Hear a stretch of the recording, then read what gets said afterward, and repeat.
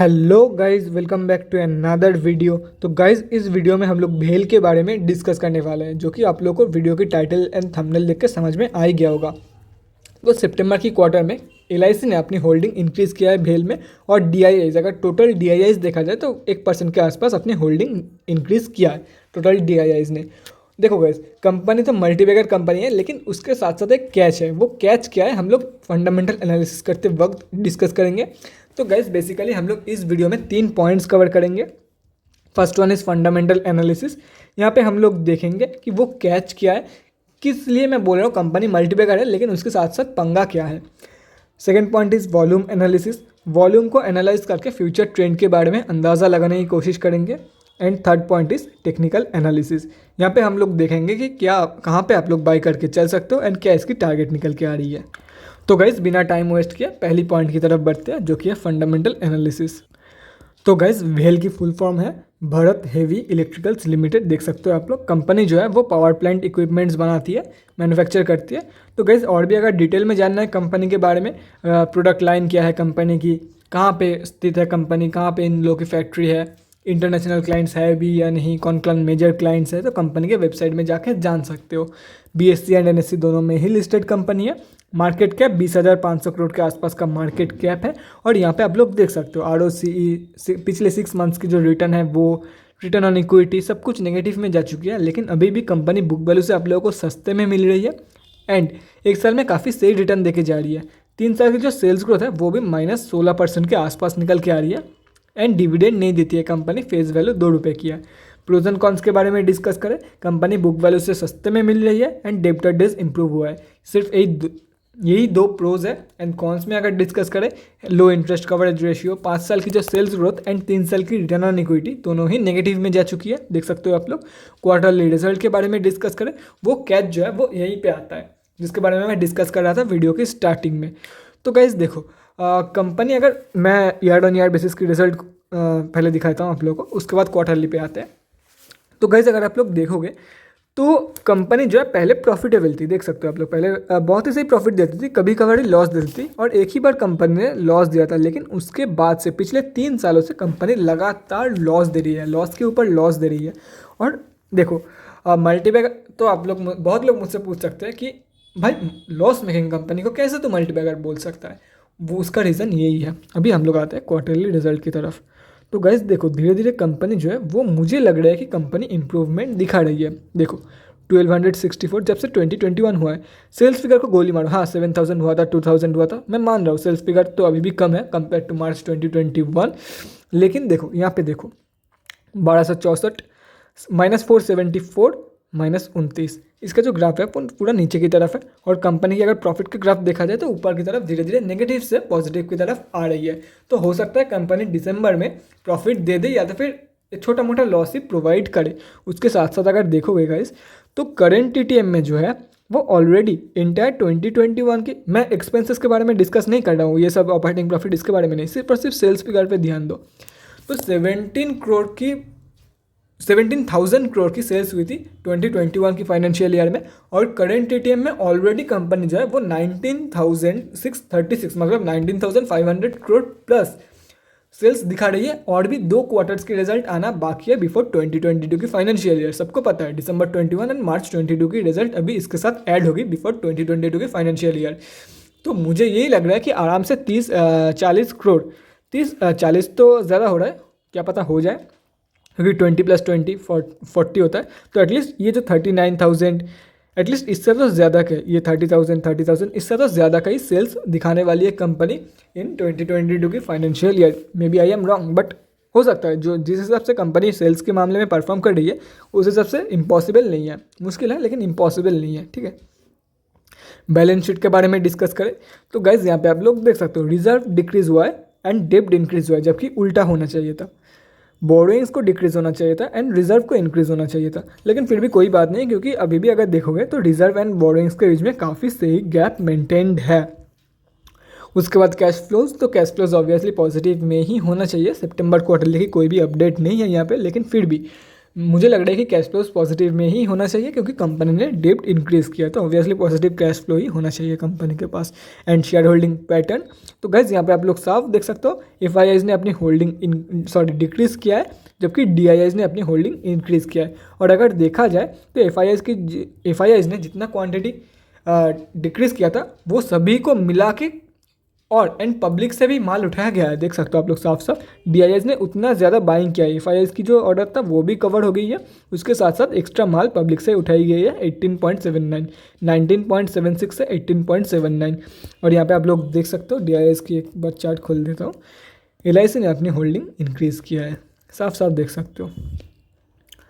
उसके बाद पब्लिक में डिस्कस करें तो 18.79% जो है वो हम आप जैसे छोटे मोटे रिटेलर्स की होल्डिंग है। अभी मेन टॉपिक पे आते हैं, क्यों इसको मैं मल्टीबैगर बोल रहा हूँ। मैंने तो आप लोगों को सब कुछ दिखा दिया, तो मुझे यही लग रहा है, सिंपली मुझे यही लग रहा है कि कंपनी जो है वो फिर से रिकवर करने वाली है, क्योंकि कंपनी पहले प्रॉफिटेबल थी, ऊपर से इंडियन कंपनी है, मैन्युफैक्चर भी इंडिया में ही करती है। देखो अगर ये सब नहीं पता है तो कंपनी के वेबसाइट में जाके देख सकते हो, मुझे कोई प्रॉब्लम नहीं है। अगर आप लोग को लग रहा है कि मैं झूठ बोल रहा हूँ या फिर कोई गलत इन्फॉर्मेशन दे रहा हूँ तो कंपनी की वेबसाइट में जाके देख सकते हो। बाकी मुझे यही लग रहा है कि कंपनी जो है वो धीरे धीरे रिकवर कर रही है एंड कंपनी फ्यूचर में आप लोगों को प्रॉफिट देके जा सकती है और बहुत ही सही रिटर्न बना के जा सकती है। अगर कंपनी पहले जैसे परफॉर्म करती थी, अगर ऐसे ही परफॉर्म करती रही, मतलब पहले अभी 3 साल के बाद छोड़ दो, 3 साल के बाद अभी छोड़ दो, लास्ट 3 साल की पहले जैसे परफॉर्म करती थी कंपनी, अगर वैसे ही परफॉर्म करती रहे तो कंपनी एक मल्टीबैगर कंपनी है। हो सकता है पिछले आने वाले 10 सालों में 10,000%, 20,000% की भी रिटर्न देके चली है, क्योंकि मुझे यही लग रहा है मल्टीबैगर कंपनी है। और कंपनी के ऊपर सबसे बड़ी बात जो है, कंपनी के ऊपर मुझे भरोसा है। मैं हमेशा हर एक वीडियो में एक ही बात बोलता हूँ, जिस कंपनी के ऊपर भरोसा है उसमें आप लोग पैसा लगाओ, चाहे वो कंपनी लॉस में जा रही है या प्रॉफिट में। हाँ, अगर लॉस में जा रही है तो रिकवर करने में थोड़ी बहुत टाइम लगेगा, लेकिन एंड ऑफ द डे अगर देखो ऐसा नहीं है कि आप लोगों को कोई घटिया प्रोडक्ट अच्छा लगता है, लेकिन ये जो कंपनी है काफ़ी बड़े बड़े इन्वेस्टर्स को भी अच्छा लगता है। एलआईसी को देखो, तो यही सब पॉइंट्स देख के और स्पेशली ये कंपनी बहुत ही सही लगता है मुझे in the case of investing. अगर इन्वेस्टिंग के बारे में पूछोगे तो काफ़ी सही लगता है मुझे ये कंपनी। बाकी आप लोगों के ऊपर है, अगर कंपनी के ऊपर भरोसा है। देखो अभी जो स्टेटस है, कंपनी लॉस दे रही है, अभी जो स्टेटस है वो देख के मैं आप लोगों को बिल्कुल भी रिकमेंड नहीं करने वाला हूँ। बाकी लॉन्ग टर्म के लिए बिल्कुल भी रिकमेंड नहीं करने वाला हूँ। ध्यान से सुन लो, अभी जो कंपनी की स्टेटस है लॉस मेकिंग कंपनी है, अभी के लिए लॉस मेकिंग कंपनी है, वो देख के बिल्कुल भी रिकमेंड नहीं करने वाला हूँ। बाकी मुझे लगता है कि कंपनी आप लोग को मल्टीबैगर रिटर्न देके जा सकती है, क्योंकि कई सारे लोग होते हैं। देखो मेरा भरोसा है, मैं उस हिसाब से रिस्क मैनेजमेंट देख के कि कंपनी लॉस मेकिंग है, लेकिन मेरा भरोसा है कंपनी के ऊपर, उस हिसाब से मैं इन्वेस्ट करूंगा। लेकिन बहुत सारे लोग यही है कि भाई, या तो फिर कोई एक यूट्यूबर बोल रहा है कि कंपनी मल्टीबैगर बन सकती है, तो आंखें बंद करके पैसा डाल दो। हाँ, 25 सालों में पैसा, मतलब 25 महीनों में पैसा डबल हो जाएगा। 25 दिन में तो ऑब्वियसली नहीं होगा, 25 महीनों में पैसा डबल हो जाएगा। लेकिन नहीं गाइस, अगर भरोसा है मेरी तरह तो ही जाओ, otherwise avoid it for long term. बाकी अगर देखो, अगर कॉन्फिडेंस नहीं है या तो फिर ज़्यादा कुछ पता नहीं है, तो 500,000 रुपया लगा के, जितना आप लोग कर सकते हो लगा के छोड़ दो। अगर मल्टीबैगर रिटर्न देके जाती है तो आप लोग का पैसा ऑब्वियसली 3 गुना, 4 गुना, 10 गुना भी हो सकता है अगले आने वाले 5-6 सालों में। और अगर कंपनी डुबा देती है तो 500,000 रुपया ऑलमोस्ट हाफ हो जाएगी। एकदम ज़ीरो तो नहीं हो जाएगी ना, इतना पुराना कंपनी है तो ज़ीरो नहीं करेगी कंपनी, लेकिन हाफ हो जाएगी। अब लोग का कैपिटल 500 रुपया 250 हो जाएगा, 1000 लगा था तो 500 हो जाएगा वो। तो ठीक है, जितना आप लोग लगा सकते हो लगा के चले जाओ। बाकी शॉर्ट टर्म ट्रेडिंग आप लोग इसमें ले ही सकते हो। मतलब बहुत ज्ञान हो गया, फंडामेंटल में ही ऑलमोस्ट 9 मिनट हो गया। अभी डिस्कस करते हैं सेकंड पॉइंट की तरफ, सेकंड पॉइंट के बारे में, जो कि है वॉल्यूम एनालिसिस। तो चलते हैं एनएससी के वेबसाइट में और देखते हैं आज क्या हुआ है कंपनी में। तो गाइज यहाँ पे आप लोग देख सकते हो निफ्टी 500 में कंपनी लिस्टेड है। एंड अगर आज के बारे में डिस्कस करें तो मैसिव 2,01,33,308 क्वांटिटी ट्रेड हुआ है, जिसका वैल्यू लगभग 11,880 लाख रुपीस के आसपास निकल के आ रही है। देखो गाइस, वॉल्यूम देख के ही पता चल रहा है आप लोगों को कितना लोग इस कंपनी को पसंद करते हैं। और भी कई सारी कंपनियां उठा लो 60 रुपये के लेवल का या तो फिर 50 रुपये के लेवल का, इतना ज़्यादा क्वांटिटी किसी में नहीं मिलेगा। मतलब कई सारे स्टॉक्स में मिल जाएगा, लेकिन वैसे स्टॉक्स होना चाहिए। निफ्टी 500 में लिस्टेड है, इतना नीचे की स्टॉक। और वॉल्यूम देखो गाइस, मतलब काफ़ी सही है, बहुत लोग इसको पसंद करते हैं। वेल मतलब बहुत लोगों का फेवरेट स्टॉक है बिलो 100 रुपीज़। ठीक है, तो गाइज यहाँ पे आप लोग देख सकते हो pending order quantity 12,407, selling order pending है 58.85 की प्राइस पॉइंट पे, डिलीवरी परसेंटेज 27.42। वॉल्यूम भले ही इतना ज़्यादा आया है लेकिन अगर देखा जाए तो वॉल्यूम टोटली खोखला है, सिर्फ 30% से भी कम निकल के आ रही है डिलीवरी परसेंटेज। मतलब लोग लॉन्ग टर्म के लिए या तो फिर घर नहीं लेके जा रहे हैं कंपनी का जो शेयर है वो घर नहीं लेके जा रहे हैं लोग। दिन का जो काम है वो दिन में ही सिमट के घर चला जाना चाहता है। मतलब इंट्राडे ट्रेड्स जो है वो इसमें मेनली लिया जाता है, तो ज़्यादा बर्डन नहीं लेना चाहता है लोग, और अभी के लिए लोग ज़्यादा इसको बाई करना प्रेफर नहीं कर रहे इन डिलीवरी। अभी हम लोग बढ़ते हैं तीसरी पॉइंट की तरफ, जो कि है टेक्निकल एनालिसिस। वहाँ पे भी हम लोग देखेंगे कि क्या हलचल है और कहाँ पे आप लोग बाई करके चल सकते हो। और देखो जहाँ पे आप लोग बाई करके चल सकते हो वो पॉइंट नज़दीक तो नहीं है, अगर नज़दीक होता तो ये एटलीस्ट 50% तो होता है डिलीवरी परसेंटेज। तो देखते हैं कहाँ पे आप लोग बाई करके चल सकते हो एंड क्या इसकी टारगेट रहने वाली है। तो गैस यहाँ पे देख सकते हो NSE की डेली चार्ट खुली हुई है। आज कंपनी लगभग 0.77% अप थी, 59 के आसपास कंपनी ट्रेड कर रही है। तो जिसके बारे में मैं बोल रहा था, देखो गाइस कहाँ पे आप लोग बाई करके चल सकते हो और जहाँ पे आप लोगों को बाई करना है वो पॉइंट नज़दीक नहीं है, बहुत ही ज़्यादा दूर है। ये देख के आप लोग को पता लग रहा है। मतलब अभी कौन ही बाई करेगा, कौन ही रिस्क लेगा। एक रेजिस्टेंस फेस करके कंपनी नीचे जा रही है तो कौन ही मतलब कौन आदमी बेकार में पैसा डुबाएगा अपना। इसकी ब्रेकआउट होने दो या तो फिर इसके ऊपर क्लोजिंग करने दो, दिन भर भर के लोग बाई करेंगे। लेकिन अभी कोई भी बाई करने के लिए इंटरेस्टेड नहीं है, क्योंकि पता नहीं कि यहाँ से ये रेजिस्टेंस फेस करने के बाद कंपनी नीचे की तरफ एकदम स्लिप हो जाए। कुछ भी हो सकता है, स्टॉक मार्केट है, कुछ भी हो सकता है एंड बिजनेस है, आप लोग ऊपर से बिजनेस है, कुछ भी हो सकता है। इसीलिए लोग जो है अभी लॉन्ग टर्म के लिए या तो फिर डिलीवरी ट्रेड्स लेना पसंद नहीं कर रहे हैं। तो अब लोगों को भी अभी दूर रहना है स्टॉक से। कब बाई करना है, इसके ऊपर प्रॉपर्ली क्लोजिंग के बाद, ये जो आप लोग को पिंक लाइन दिख रहा है इसके ऊपर प्रॉपर्ली क्लोजिंग के बाद आप लोगों को बाई करना है। और बाई कहाँ तक की टारगेट के लिए करना है, देखो गाइस अगर ये कंपनी सक्सेसफुली ब्रेकआउट देती है, ये जो रेजिस्टेंस है अगर कंपनी इसको सक्सेसफुली ब्रेक कर पाती है तो आराम से 81 की टारगेट तो शो करेगी ही करेगी, क्योंकि ये कंपनी का जो हाई है वो लगभग 81-80 के आसपास है। तो इसके ऊपर का जो रेजिस्टेंस है वो अराउंड 81 की है। तो अगर कंपनी कोई भी, देखो ये ध्यान से, ये इंपॉर्टेंट बात या तो फिर ज्ञान आप लोग बोल सकते हो, मैं बता रहा हूँ आप लोगों को। अगर कोई भी पैटर्न की ब्रेकआउट होती है कहीं पर, तो उस पैटर्न की जो सबसे हाईएस्ट कैंडल की जो हाई है, जब ये जो हाई है, ये जब ब्रेकआउट अगर सक्सेसफुल होती है तो ऑब्वियसली मतलब 99% चांस ये कंपनी इसकी हाई तोड़ेगी। अगर ब्रेकआउट सक्सेसफुल रहे तो, अगर फेकआउट रहती है तो कहीं से भी बीच से ही नीचे गिर सकती है। और अगर सक्सेसफुल होती है तो आराम से 81-82 के लेवल, हो सकता है 90 की भी लेवल शो कर दे अगर सक्सेसफुल ब्रेकआउट रहती है तो आराम से आप लोगों को बहुत ही सही गेन कुछ ही दिनों के अंदर ये कंपनी दे के जा सकती है, अगर कंपनी सक्सेसफुल ब्रेकआउट देती है तो। अभी हम लोग डिस्कस करते हैं अगर कंपनी फेकआउट देती है तो क्या हुआ, और अगर आप लोग ठीक से जज ना कर पाए हो कि कौन सी ब्रेकआउट है कौन सी फेकआउट है तो क्या करना है। देखो गाइज ये जो पिंक लाइन है, सिंपल सा बात बता रहा हूँ, इसके ऊपर प्रॉपर्ली क्लोजिंग, इसके ऊपर ट्रेडिंग नहीं, ट्रेडिंग तो ये 2 दिन भी हुआ था, इस दिन भी हल्का सा हुआ था। तो इसके ऊपर प्रॉपर्ली ग्रीन कैंडल से क्लोजिंग के बाद आप लोग बाई करके चल सकते हो। आप लोग के लिए first target 68.4, second target 75.85, third target 81.7, fourth target 89.6, fifth target 98.9 and six target 107.35। इतना ऊपर तक नहीं जाएगा लेकिन फिर भी बता दिया। और अगर आप लोगों को सेंस है कौन सी ब्रेकआउट है एंड कौन सी फेकआउट है, तो आप लोगों के लिए डायरेक्ट टारगेट है 81 या तो फिर 90। First target 81 and second target is almost 90 के लेवल।